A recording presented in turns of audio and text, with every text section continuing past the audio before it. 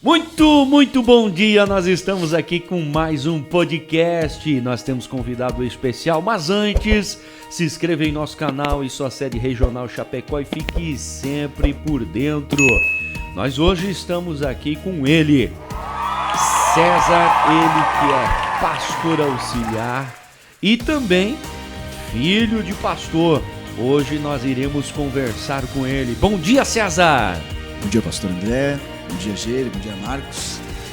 Enfim, bom dia, boa tarde, boa noite. Isso aí. Seja qual for o horário aí, é uma alegria e uma honra aqui poder estar com vocês hoje e participar desse projeto. Que bom. Geri. Bom dia, pastor. Bom dia, César. Bom dia, Marcos e todos que estão assistindo ao podcast da Só Senhor de Deus. É um prazer estar conversando com o César aqui, meu amigo desde a infância. E hoje vai compartilhar com vocês um pouco da história dele no Evangelho. Obrigado, pastor. Então vamos lá, vamos já começar então aí com o César. César, nós gostaríamos de conhecer um pouquinho do César, né? Nasceu em um lar cristão, não? Como teve um encontro com Jesus? Então, pastor, como o Geri mencionou, né, nós nos conhecemos desde criança. Desde criança. Né? Eu acho que somos primos segundo, algo do gênero. Mas por que entra essa questão? Né? Nós nos conhecemos no ambiente de igreja, tanto o Geri quanto eu. Nascemos com nossos pais muito envolvidos com a igreja. Uhum. Meu pai, inclusive, ele conheceu Jesus na Só Senhor de Deus. Olha que legal. Converteu-se na Só Senhor de Deus, ali em Coronel Freitas mesmo. E eu cresci nesse ambiente. Eu brinco que eu cresci num berço pentecostal, um berço de chamas, não é? Mas isso que o senhor mencionou é uma coisa que eu sempre comento com o pessoal, que não é, às vezes as pessoas pensam assim, filho de crente vai ser crente. Uhum. E muitas coisas que eu percebi nesse tempo e caminhando também, trabalhando com adolescentes, com jovens, é que nós, muitas vezes, nós temos a religião dos nossos pais, uhum, mas não necessariamente um encontro real com o Senhor Jesus, né? Então, embora tendo ficado dentro da igreja toda a minha vida, aos 10 anos o meu pai ele passou a fazer missões fora, e eu acompanhando, evidentemente, ele, junto com a minha família, mas foi somente ali a partir dos meus 14, 15 anos que eu realmente digo que eu tive um encontro com o Senhor, e ali foi a minha conversão, e a partir daí que as coisas começam a andar mesmo. Mas, sim, eu cresci num lar evangélico, meu pai, minha mãe, enfim, toda a minha família envolvida com a igreja, desde cedo. Que legal ver que a partir aí dos 14 anos aí que o César então teve esse real encontro com Deus. Geri. Como o César está falando, assim, né? Às vezes, até por ter convivido sempre com o teu pai na igreja, tua mãe na igreja, talvez se sinta pressionado. Uhum. E se tu não tiver um encontro com Deus, como o César falou, talvez você se desvie, né? Mesmo tu tendo nascido num lar cristão. Por isso que é importante ter um encontro com Deus. Verdade. Como o pastor sempre fala, que teve um encontro com Deus, o batismo do Espírito Santo com 5 anos. Uhum. Isso fez uma grande diferença na vida do pastor. Né? Verdade. Ver a visita do Espírito Santo e foi muito bom, uma experiência única, né? Com 5 anos. Com 6 anos. Uau. 6 anos. Foi uma experiência ímpar. Mas vamos falar do César. César, aonde nasceu? Gostaria aí que você falasse um pouquinho mais aí da sua trajetória. Ok. Então, como eu mencionei anteriormente, eu sou natural de Coronel Freitas, não é? Coronel Freitas para o mundo. Freitas. Fiquei ali até os meus 10 anos. Nesses meus 10 anos, o meu pai, então, Meu pai, ele sempre, desde que eu nasci, eu lembro dele envolvido com obra, né? De forma voluntária, fazendo culto interior, de bicicleta, a pé e assim por diante, né? A gente sempre pobre, né? Não vou dizer humilde, porque não é a mesma coisa, é pobre mesmo, né? Então, a pé, de bicicleta, e eu cresci vendo meu pai com isso. Mas aos 10 anos, quando eu tinha 10 anos, o meu pai, então, abriu-se uma porta, olha assim, tem tal cidade, tu tem chamado, o pastor Eliosir, de Coronel Freitas, separou meu pai para o ministério. Então, meu pai foi para Águas Frias, começar a obra lá, enfim, cuidar de igreja. E aí inicia a saga dessa jornada de mudar de cidades com o filho de pastor, né? Então, ficamos um tempo ali em Águas Frias. De Águas Frias fomos para Pinhalzinho. De Pinhalzinho fomos para Maravilha. E aí que começa a mudar um pouco aqui a bifurcar a história, porque a partir de Maravilha, então, ali eu já começo a trabalhar, começo a faculdade, aqui em Chapecó, eu vinha de lá todos os dias. E depois de Maravilha, meu pai mudou para Tigrinhos, né? Assumiu um campo, uma presidência ali em Tigrinhos, e a partir desse momento eu já não fui mais com ele, né? Então, permaneço morando em Maravilha desde 2011. E meu pai seguiu, de Tigrinhos foi para Jardinópolis, e hoje ele está em Guarujá do Sul. Mas, nascido em Coronel Freitas e percorri o oeste sempre para o extremo, né? Acho que para frente, mas eu não vou. Fico mais próximo ali. Se eu for para frente, eu vou para a Argentina, né? Então eu fico por ali, mas a gente ainda mantém muito contato, né, com o Coronel Freitas. Bom, o Gêrio está aqui como exemplo disso. Nós, toda a família de Coronel Freitas. Perfeito. Né? E seguimos agora que nessa bom. caminhada. Mas, pastor, também eu gostaria que o Gêrio fizesse, né, também aí a sua colocação aí ao César. César, queria que tu falasse de uma experiência que foi, tipo, a mais fora do normal, tipo, com Deus, assim, que tu pode contar para as pessoas aí. Uhum. Eu até brinco. Eu brinco na igreja, não é, com o pessoal, eu falo assim, quando eu vou dar os avisos, por exemplo, né? Não sei quando vocês têm culto, qual é a programação aqui, mas, por exemplo, a gente lá normalmente, terça-feira culto Kids, quarta-feira culto de ensino, série tal, sábado Santo Clã, culto de jovens, e domingo nossa programação normal. Aí eu falo, se é que pode chamar de normal a vida de um crente, não é? Verdade. E isso é uma questão, Geri, que eu aprendi, eu acho, com o Senhor, com o tempo, que de nós nunca perdermos o maravilhamento na presença do Senhor. Porque nos parece normal com o cotidiano nós entrar no quarto hoje de manhã, por exemplo, dobrar o joelho e falar com Deus. Eu chamo isso do milagre do comum. Uhum. Porque nunca vai ser comum nós, da forma que somos, conversarmos com Deus, com acesso livre. Então, todas as experiências com Deus, evidentemente, né, elas são extraordinárias, mas claro que tem aquelas que marcam, né? E quando você comentou comigo um pouco sobre isso, eu logo lembrei da minha primeira experiência com Deus.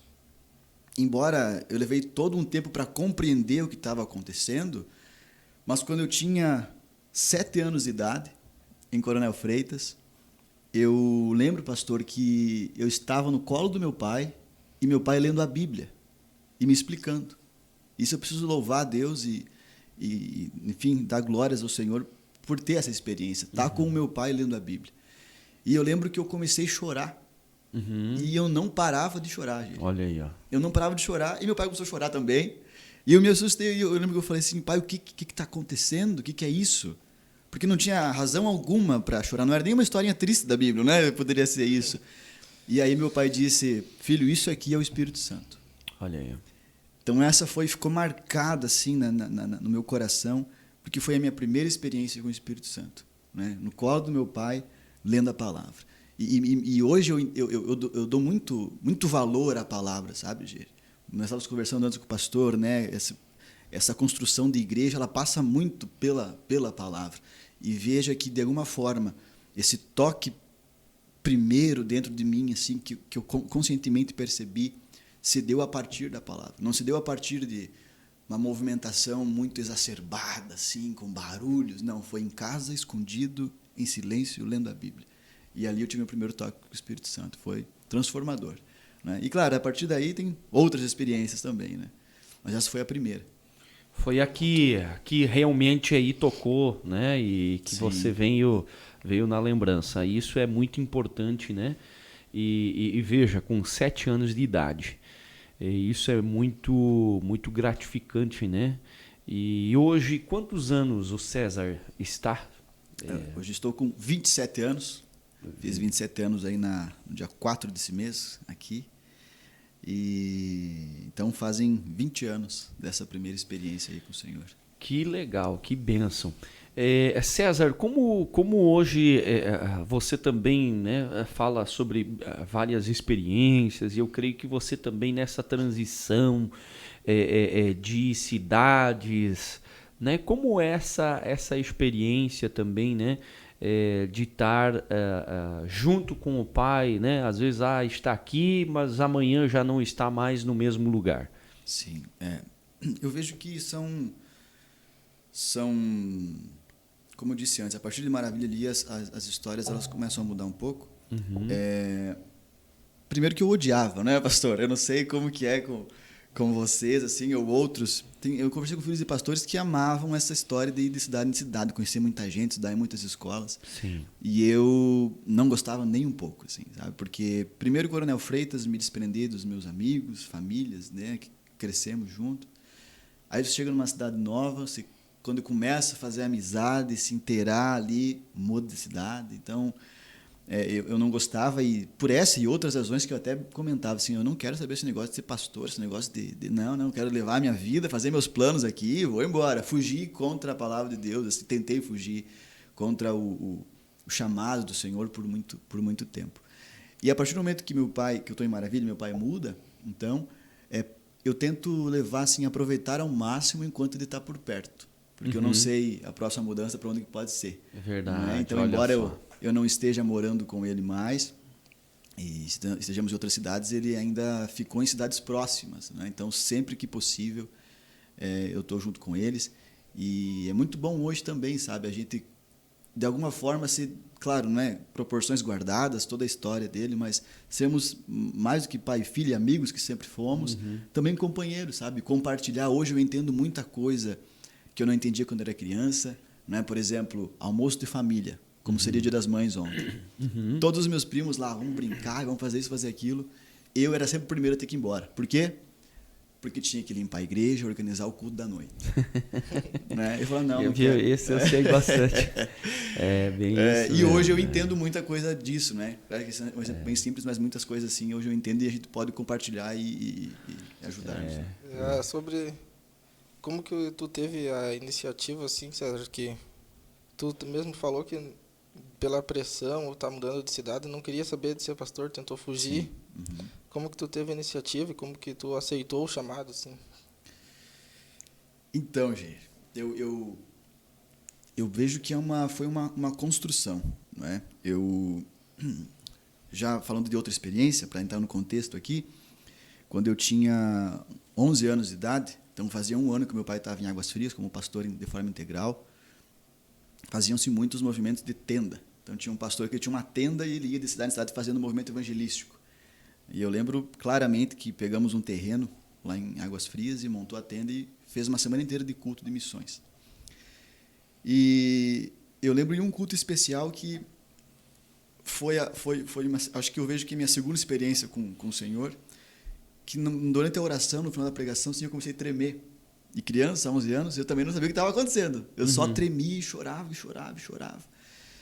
E a única coisa que eu lembro é que o pastor me chamou, e chamou meu pai também para ficar do meu lado, e o que ele falou foi assim, Deus usando ele, né, falando assim, o cajado que está na mão do teu pai, eu estou colocando na tua mão também. Olha que legal. Quando eu tinha 11 anos. Né? Mas, como eu disse, eu segui minha vida como criança, enfim, a vida normal, e quando eu comecei a ter uma noção um pouco maior das coisas, eu não queria. Eu não queria porque, nossa, passamos dificuldades, passamos necessidades, ficar longe de família, uma série de fatores, né? Só que não existe, Geri, outra versão da nossa vida melhor do que aquela que Deus escreveu para nós, né? A palavra fala, o Senhor fala, antes que você existia, eu tinha os seus dias escritos. Eu vi você no ventre da tua mãe. E essa é a melhor versão possível nossa, não é? César, eu queria, então, também aproveitar aí o gancho, né, aqueles que estão nos assistindo. Eu sei que o Geri, você tem quase a mesma idade, o Marcos, que está aqui na técnica também, né, são novos.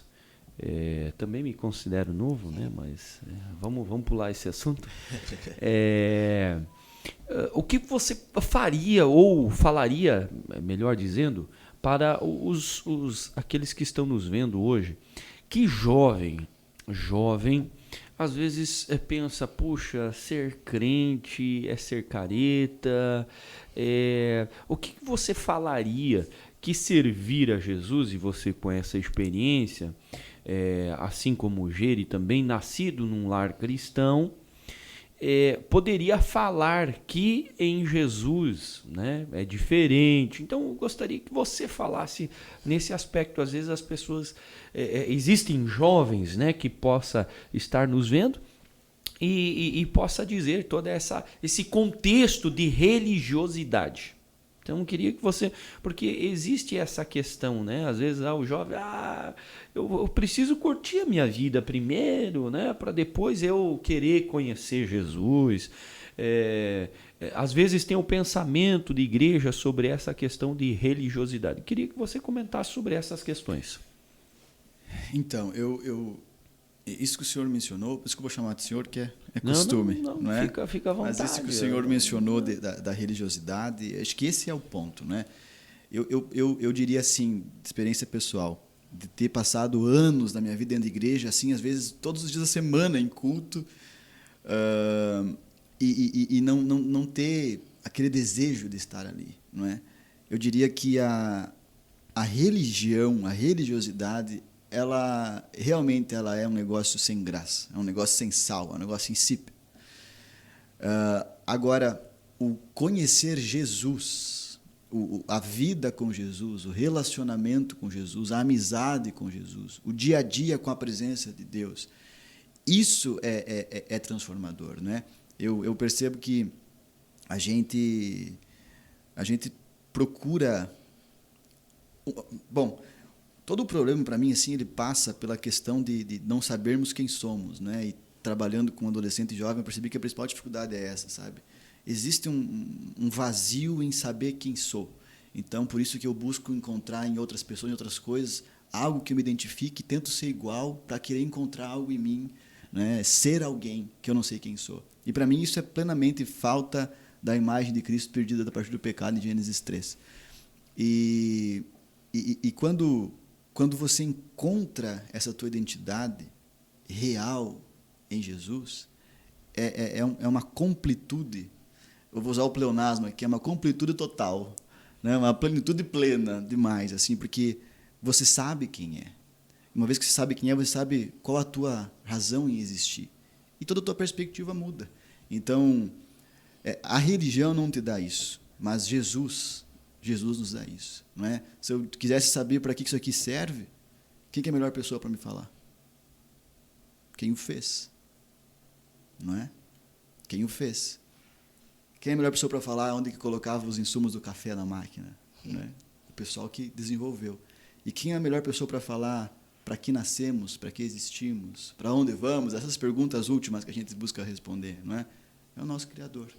E quando a gente encontra isso no Senhor, você vê que não é um mero costume, hábito, programação de estar na igreja, mas é uma vida durante todos os dias da tua vida. E o ir à igreja é só uma consequência porque, cara, eu preciso render glória a essa pessoa que me deu sentido em viver. Dessa forma eu vejo. Perfeito. E é muito interessante essa questão, e eu gosto muito de falar sobre juventude, né? Porque é a flor da idade, onde você tem toda a força, né? Mas eu creio que aqui nós temos, poderíamos dizer que estamos todos que nasceram, né, num lar cristão, mas a gente ouve muito relatos, né, de jovens que eu preciso me divertir, porém no outro dia já eu tenho um vazio. E é essa questão aí que o César comentou, né, sobre conhecer o Salvador, aquele que criou. E o importante, né, e aquilo que a gente pode relatar dessa questão do vazio, é porque a nossa vida ela é transitória, porém nós vamos construindo, né? É mais ou menos uma pessoa que ela começa um vício. O começo, mas daqui a pouco ela já está viciada, seja no cigarro, na bebida, e aquilo tudo, para depois largar, fica um resquício de tantas coisas ruins, né? Sim. E assim também a nossa vida. Então,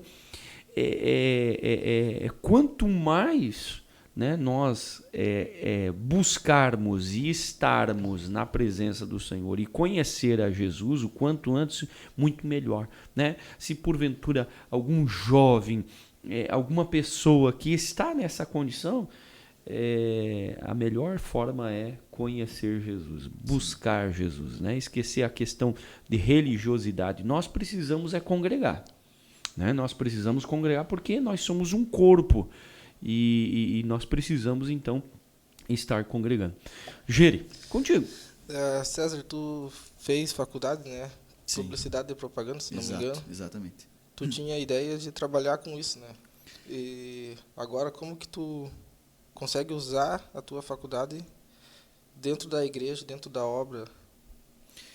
Então, isso também faz parte do meu processo de querer ir no sentido diferente da palavra de Deus na minha vida. Não é? Eu criei o meu projeto de vida e eu vou seguir esse meu projeto aqui. Esse negócio de igreja deixa para o meu pai, não é para mim. Então, eu comecei a publicidade e propaganda. E foi nesse período ali que começou a acontecer o meu encontro com o Senhor. Não é? E o meu plano, ele era seguir na área acadêmica e me tornar professor. E isso também acho que faz parte das questões do propósito de Deus para a nossa vida. Ele coloca em nós características e, enfim, habilidades que vão cooperar, não é, para o propósito. E eu sempre quis ser professor universitário. Né? Então, a minha ideia não era trabalhar em agência, eu fiz alguns trabalhos também assim por fora, mas a minha ideia era continuar, fazer mestrado, doutorado e ser professor universitário. Mas nesse período ali eu conheci o Senhor. Né? E é até curioso que, digamos assim, o meu ministério público, por assim dizer, no sentido de pregar a palavra, alcançar pessoas e cuidar de pessoas, iniciou na UNO Chapecó. Quando a gente começou a fazer cultos lá na UNO Chapecó, nesse período da faculdade. E aí eu me formei, e aí já tinha tudo mudado, porque, né, eu conheci o Senhor e foram 4 anos ali caminhando, e eu já entendia isso que o Senhor quer para a minha vida. Então, de alguma forma, eu deixei de lado meu plano de carreira para poder andar no propósito. E como que isso contribui hoje? Seria, de uma forma mais simples, assim, auxiliando toda essa parte de comunicação da igreja, lá em Maravilha, mas ele me abriu a porta para eu ir para o mestrado, que era uma coisa que eu queria, mas agora o meu mestrado na área do propósito. Né? Então, agora eu estou cursando mestrado em teologia. Né? Então, sem a minha graduação, eu não teria a possibilidade de entrar no mestrado. Deus, no meio do teu processo que tu estava tentando fugir, exato, ele te usou para cumprir o propósito dele. Exato. Até o pastor, né, pode dizer melhor, assim, o que há de gratificante e sentir-se útil por estar aqui é ver. Claro, é maravilhoso, né? Eu conversei com o pastor aqui antes, a igreja linda, o altar ali lindo, lá a gente também está em processo de mudança e tal. Mas eu ouvi o Roger falando aqui no último podcast, né? Pessoas vêm antes de coisas, né? E o que nos deixa muito mais felizes, muito mais do que obras, muito mais do que construção, é pessoas. Então, tem pessoas hoje que estão na presença de Deus, frutos daquele período na faculdade. Né? Então, maravilhoso. Isso é muito, muito gratificante. Né? Eu não posso levar a palavra, eu sempre tenho falado isso, né? O pastoreio, eu tenho um nicho de amizade, que é diferente do nicho de amizade, talvez do Geri, do César, do Marcos, né? E muito mais do que palavra, os nossos exemplos, né? Nossas ações, elas contam muito mais, né? Eu sempre falo que o melhor evangelismo é o nosso exemplo, a nossa caminhada, nossas Sim. ações, né?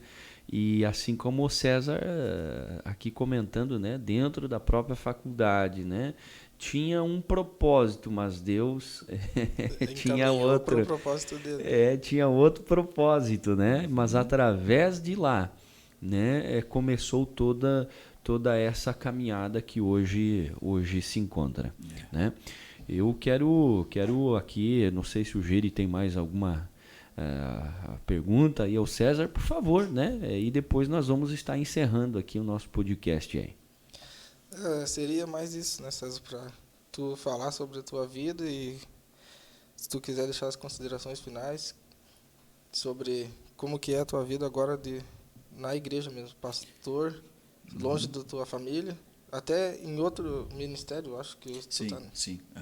Hoje eu estou servindo na Comunidade Cristã Missão Redime, né? Lá em Maravilha. E eu vejo assim, foi tudo muito natural, né? E eu vejo que é o mesmo propósito de Deus se encaminhando. Até meu pai estava ministrando na igreja ali esses dias, o meu pastor estava ministrando lá na Assembleia também esses dias.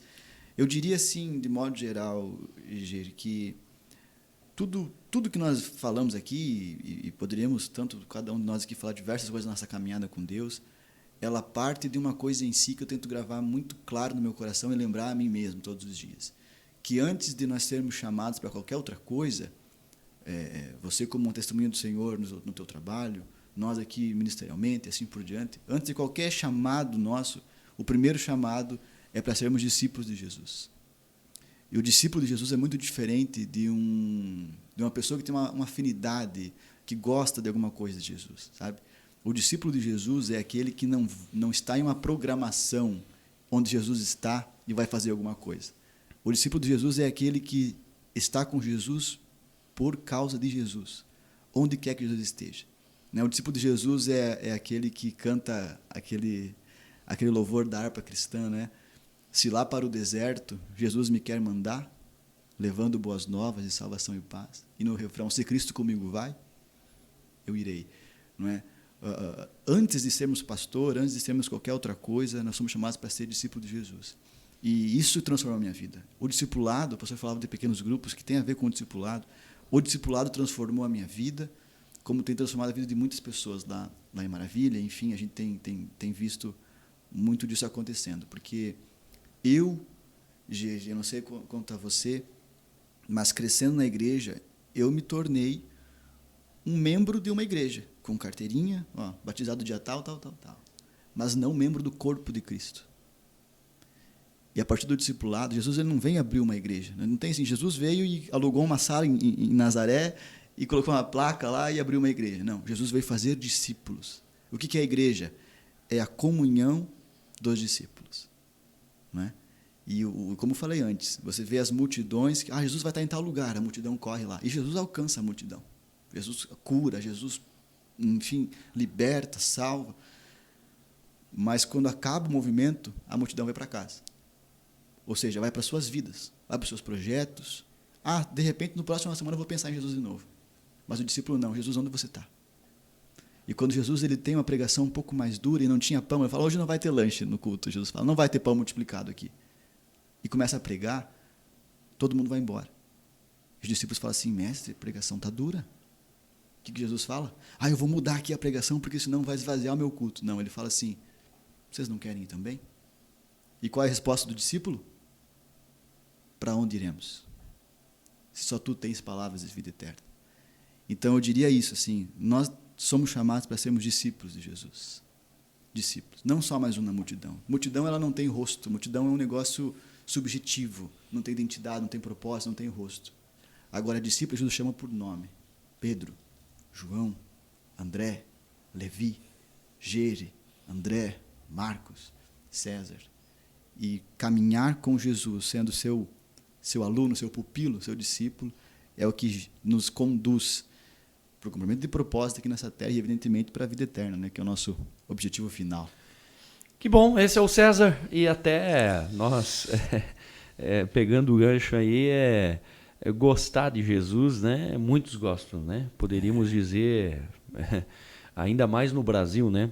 Que a sua maioria são cristãos, né? O detalhe é segui-lo, né? É aceitá-lo, né? Como único Salvador. Queridos, esse foi o podcast com o César. Desde já eu quero agradecer aqui, César, a sua presteza juntamente conosco, de ouvir, né, o nosso convite, de estar aqui. Também o Geri, né, Geri? Muito obrigado.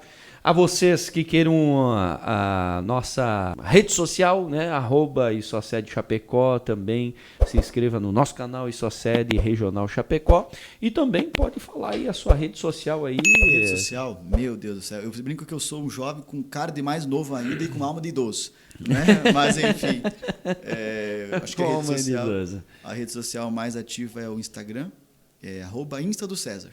Insta do César. Insta do César. É isso. Olha aí. Geri. Muito obrigado, César, por ter atendido, ter compartilhado um pouco da sua vida e da sua experiência com Deus. Obrigado, pastor. Agradeço. É um prazer sempre estar aqui com vocês. Prazer é nosso. Deus abençoe e até o próximo.